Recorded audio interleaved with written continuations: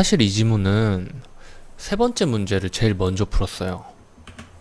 지문 코드 23번, 그러니까 1-170618 그 문제를 제일 먼저 풀었는데, 그 문제를 풀면서 지문을 읽다 보니까 이 지문이 되게 뭐라고 해야 되지?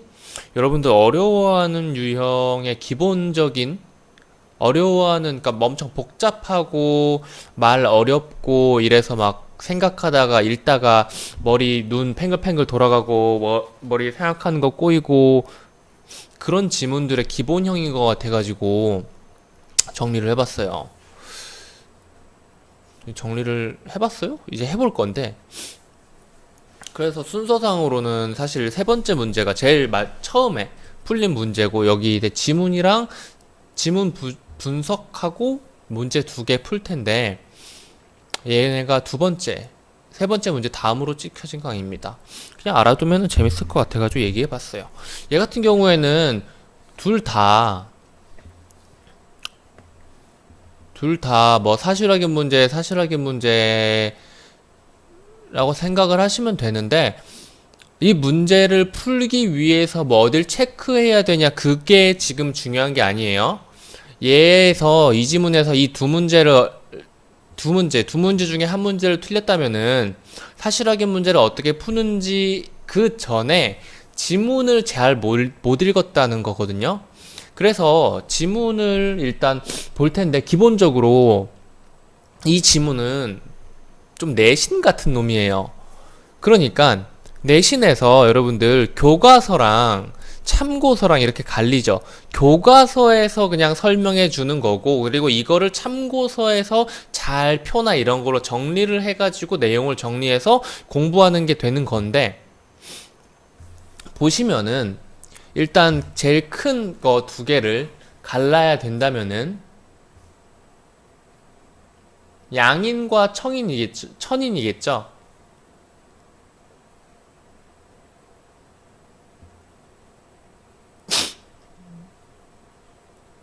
양인,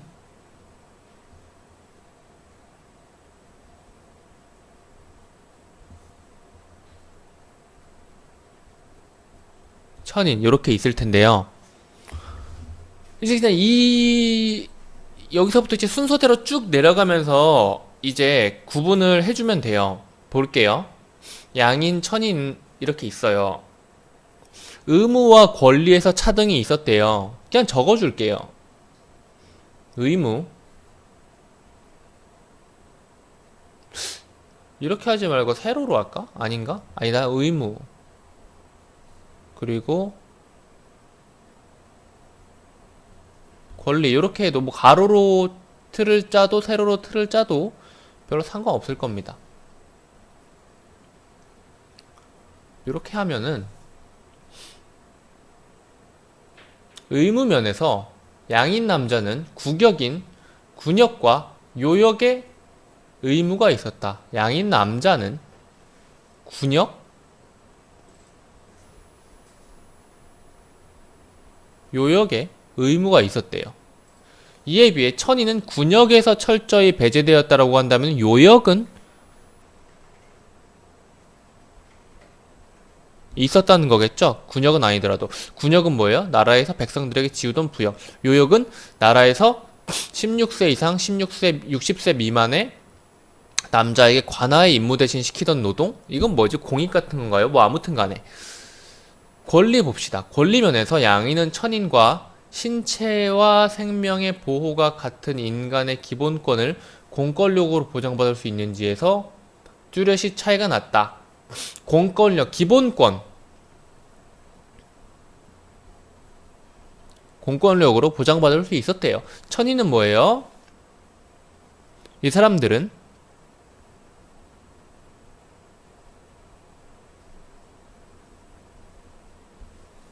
재산으로 간주했대요. 얘네를 재산으로 간주했대요. 노비를. 재산으로 간주했다는 것은 사람으로 안 봤다는 거죠. 그럼 어떻다는 거예요?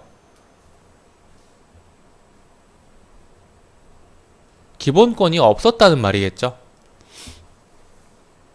그래서 매매 상속 양도 증여의 대상이 됐고요. 사는 곳을 옮길 자유가 없었대요. 그러면 얘는 어땠을까요? 사는 곳을 옮길 자유가 있었다고 봐줘야죠.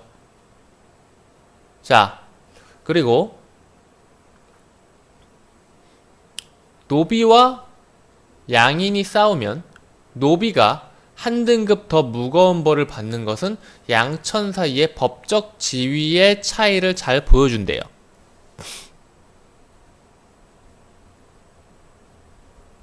그러니까 이런 거예요.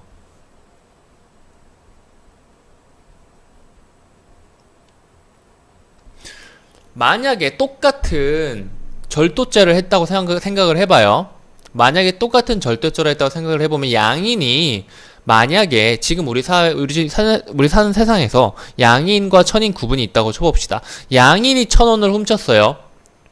너 1,000원 훔쳤어? 아씨, 훔치면 안 되는데? 근데 너 양인이지. 야, 알 것도 알 만한 놈이 있을 만큼 있는 놈이 왜 그러냐? 너 뭐 잠깐 실수로 충동적으로 저지른 거지? 다음부터 그러지 마. 하고 보내주는 겁니다.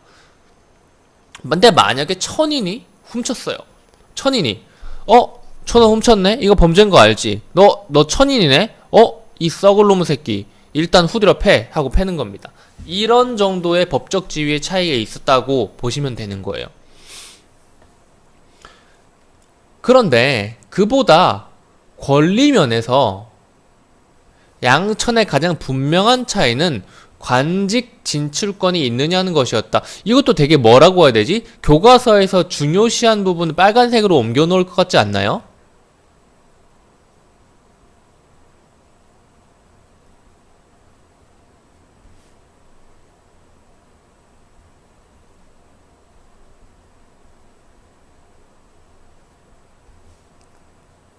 오긴 한데 그냥 오가 아니라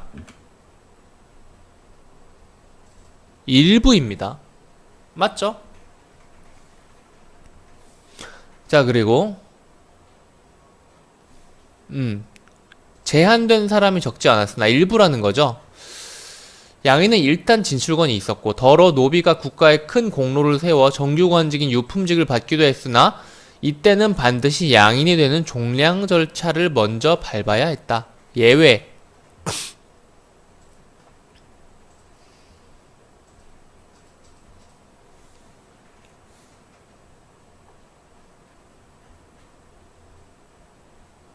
유품직은 무조건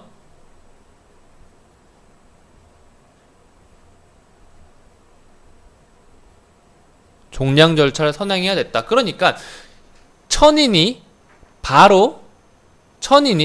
노비가 바로 관료가 될 수가 없고요. 얘가 관료가 되기 위해서는 양인이 되는 절차부터 밟은 다음에 너는 이제 양인이다라는 도장을 받고 나서 관직에 진출할 수 있게 해줬다는 거예요. 자, 근데 이제 재밌는 거는 이제부터예요. 그러나 이러한 양천 구분은 국가의 법적인 구분이었지. 이게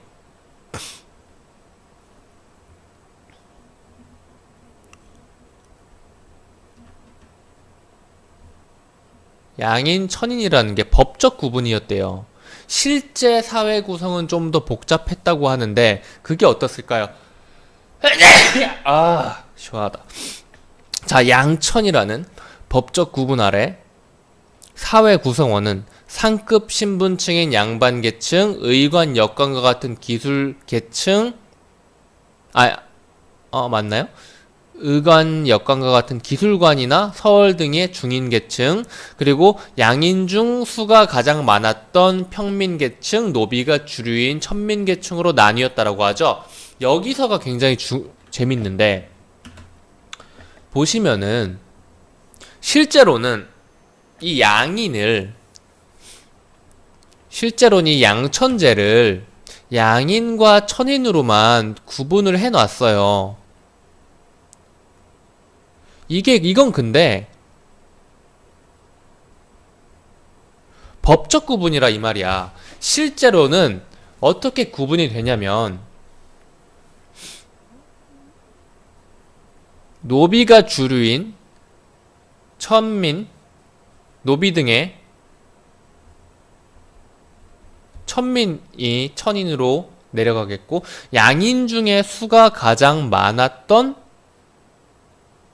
평민이니까 평민 위에 중인이겠죠? 그러니까 이 양인 쪽에서는 또 양반, 중인, 평민으로 갈린 거예요. 양반, 중인, 평민으로 또 갈려버린 거예요. 사실 이게 요 옆에다가 이렇게 해가지고 더 그려줬으면 더 좋을만 했는데 그냥 여기다가 아니다. 그냥 기왕 하는 거 이렇게 좀 해볼게요. 자, 그래서 이게 법적으로는 이렇게 됐어요. 근데 실제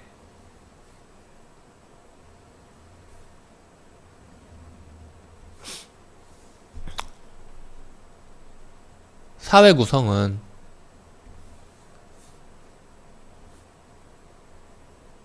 양반, 중인,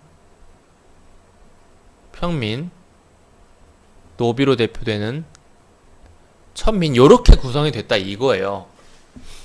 그래서 얘네는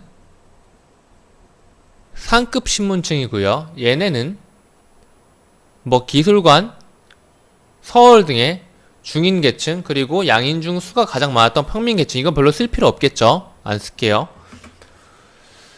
그래서 조선을 양반 관료 사회라고 규정하듯이 양반은 정치, 사회, 경제 면에서 갖가지 특권과 명예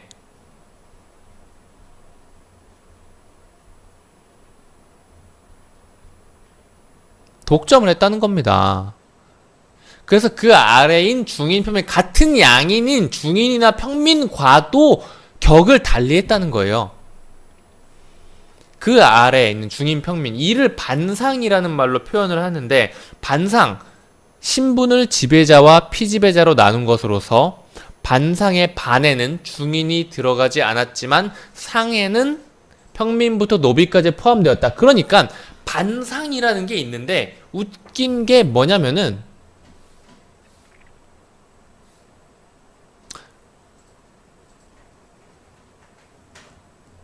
이게 아마 그런 걸 거예요. 양반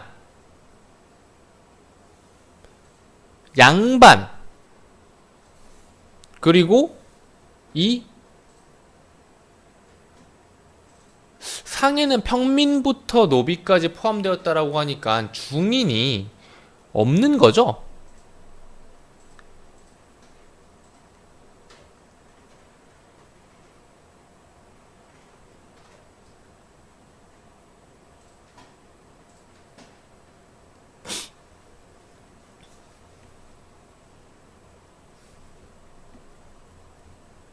여기가 반이고 그리고 여기가 상인데 반은 양반만 해당됐고요. 중인은 포함되지 않았습니다. 그리고 평민의 경우에는 상해 그리고 노비와 천민까지도 상에 들어가는데 지문에 의하면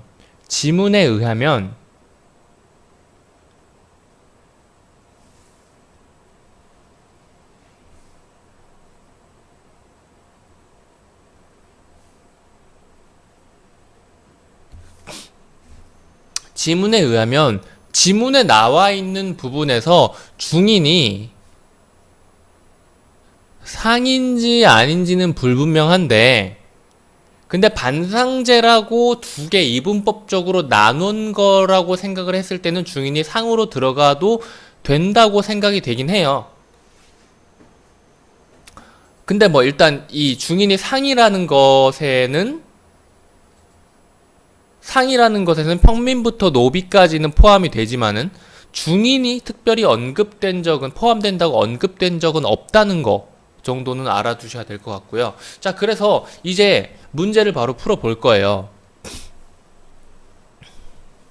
여기는 뭐 그냥 정리 차원에서 읽어주시면 되고 이제 이걸 바탕으로 문제를 풀어볼 건데 중인은 반상제에서 반에 포함되지 않았죠? 여기 나와 있죠? 양인 가운데 지금 이거 필기하면서 잘 따라왔으면은 사실 요게 그대로 여기로 옮겨간 거예요. 필기하면서 그대로 따라왔으면은 별로 어렵지가 않을 거예요. 양인 가운데 평민층의 수가 양반층의 수보다 더 많았죠? 조선시대 사회 구성원은 평민이 뭐라 그랬어요? 제일 숫자가 많은 사람이라 그랬죠. 어디야?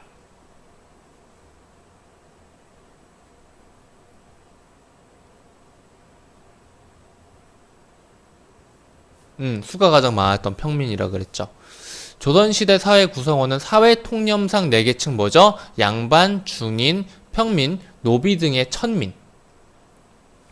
사회 통념상이라고 했으니까 실제 사회 구성이라고 해야겠죠. 그래서 양반, 중인, 평민, 천민. 사실 노비라고 하지 말고 천민이라고 하는 게 더 잘 말한 거긴 한데 어쨌든 간에 사회 통념상 4가지 계층으로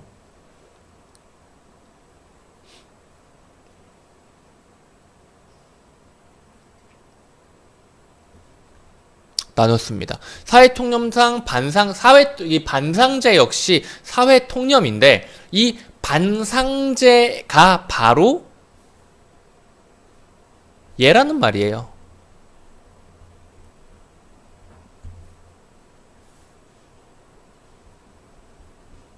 법적으로는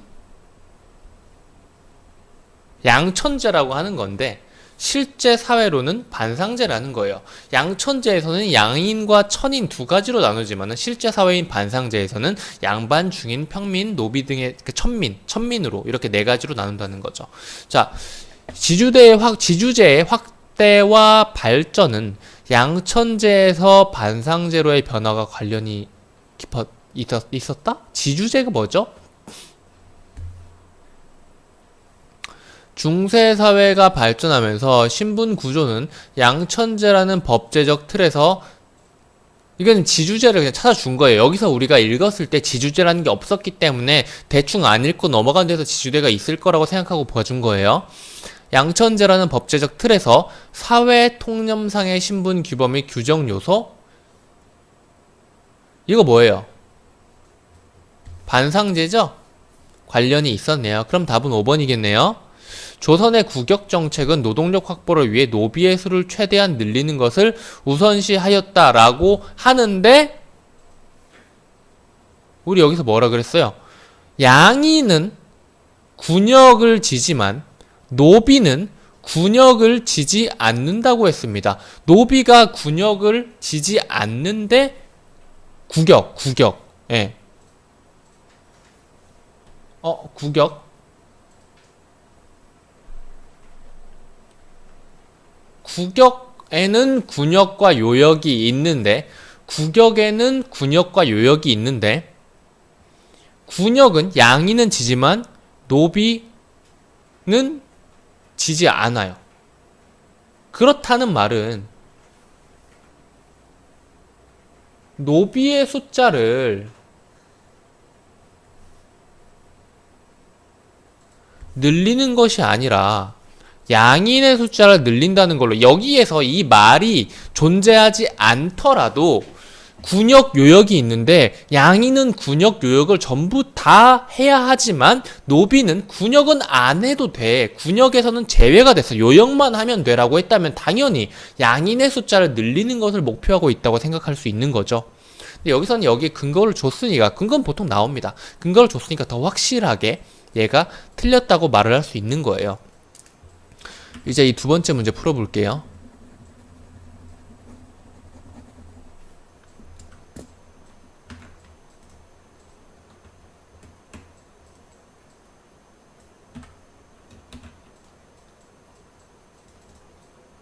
두 번째 문제인데 얘는 기역과 니은에 대한 설명으로 적절하지 않은 것은 이라 그러네요. 기역은 뭐죠? 양인이었죠? 니은은 뭐죠? 이제 보라색으로 해볼까요? 기역과 니은에 대한 설명을 적절하지 않은 거. 기역은 양인이었고 니은은 천인이었죠. 그럼 이건 뭐죠? 양천제죠. 여기를 봐주시면 되겠죠.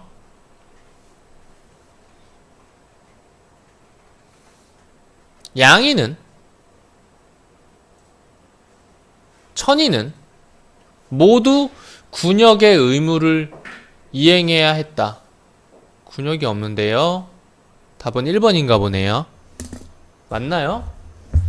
21번에 5번, 22번에 1번 맞나요? 맞네요. 그래서 얘네들이 이제 전부 다 맞는 애들이란 말이죠. 맞는 애들인지도 한번 확인해 봅시다. 니은 뭐예요? 천인이죠. 천인이죠. 관직 진출권이 없었죠. 봐주시면 됩니다. 없었죠. 기억은 있었죠. 일부가 원래 그러니까 제한되긴 했지만 있다고 봐줘야 된다 그랬죠. 자, 니은이 국가의 큰 공을 세울 경우 기억이 될 수 있다. 뭐에 의해서? 종량 절차에 의해서요. 정확히 말하자면 니은이 국가에 큰 공을 세울 경우 양인으로 해주는 게 아니라 관직에 진출할 수 있게 유품직을 줄 수가 있었는데, 그럴 경우 유품직을 받기 전에 먼저 양인이 되는 절차를 겪어야 하는 거였어요. 그게 바로 종량 절차고, 그래서 그 종량 절차로 인해서 양인이 될 수가 있었고, 양인이 돼서 관직에 나갈 수 있었던 거죠. 4번 기억은 법적 지위면에서 니은보다 우월한 위치에 있었죠. 5번 니은에 속하는 노비는 마음대로 거주지를 옮길 수 없었나요? 기본권이 없었기 때문에 거주지를 옮길 수가 없었겠죠. 여기 이거 읽으면서 봤던 내용이죠.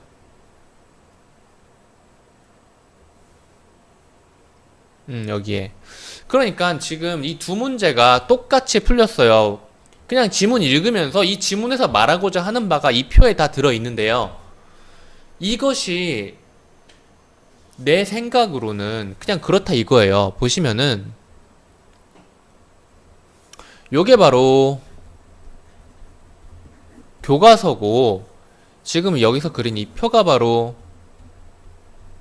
참고서에서 보여주는 표인데, 참고서나 뭐 여러가지 인강에서 보여주는 표인데, 사실 여러분들 계속 훈련해야 되는 것은 다른 게 아니라 어떤 뭐 스킬, 특별한 스킬, 특별한 독해 스킬 이런 게 아니라 사실 이런 게 스킬인 거예요. 얘를 읽으면서 양천재는 양인과 천인으로 구분하는데 얘들은 요런 차이가 있구나라는 것을 체크하면서 읽어주시고, 근데 양천재라 그랬는데 실제 사회는 양천재가 아니라 반상재네. 양천재는 양인과 천인으로 나눴는데 반상재는 양반, 중인, 평민, 천민으로 나눴네. 이렇게 두 가지, 양천재에서 양인, 천인으로 가른 거랑 반상재에서 양반, 중인, 평민, 천민으로 가른 거랑은 또 어떤 차이가 있을까? 어떤 다른 점, 어떤 비슷한 점이 있을까라고 생각을 해주셔야죠. 이 부분들을 독해하면서 완벽하게 머릿속으로 암기하는 것은 사실 불가능해요. 그런데 어쨌든 간에 읽으면서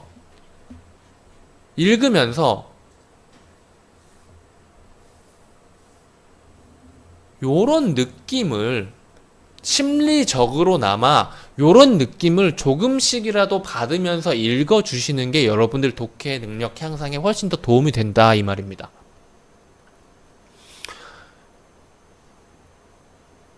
표 만약 필기했다면 표 가리고 다시 독해하면서 이 표 내용 머릿속에 하나하나 읽으면서 채워가면서 꼭 읽어보세요. 여러분들한테 연습에 엄청 도움이 되는 지문입니다. 문제 풀면서 지문 보니까 이거 별로 안 어려워가지고 안 찍으려고 그랬는데 보니까 찍어야겠더라고. 그래서 찍어서 지금 이렇게 드리는 겁니다. 여기까지 할게요.